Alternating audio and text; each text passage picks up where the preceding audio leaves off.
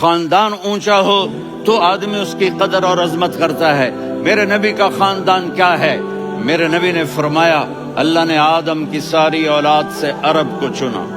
عرب کی ساری اولاد سے مضر کو چنا، مضر کی ساری اولاد سے قریش کو چنا، قریش کی ساری اولاد سے ہاشم کو چنا، اور ہاشم کی ساری اولاد سے اللہ نے مجھے چنا۔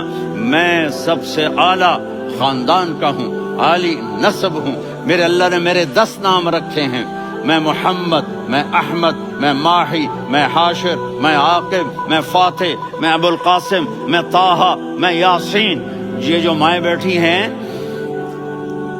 ان سے پوچھو، میں ایک مثال دیتا ہوں، محبت ہوتی ہے نا چھوٹا بچہ گود کا، میرا چاند، میرا دلارا، یہ اس کا بچہ ہے بٹن جتنا، یہ نبیل کا اتنا سا ہے، تو اس کو کبھی یوں اٹھاتا ہے، کبھی یوں اٹھاتا ہے، کبھی یوں اٹھاتا ہے، کبھی یوں اس کو لوریاں دیتا ہے، میرا چاند، میرا کالا ٹٹ، میرا چاند، میرا چاند، میرا چاند۔ تو میرے رب کو اپنے حبیب سے محبت ہے، تو صرف محمد نہیں کہتا، چونکہ محمد کہنے سے محبت کا فلو نکلتا نہیں، تو اللہ نے اپنی محبت کے فلو کو نکالا، میرا محمد، میرا احمد، میرا ماہی، میرا حاشر، میرا عاقب، میرا فاتح،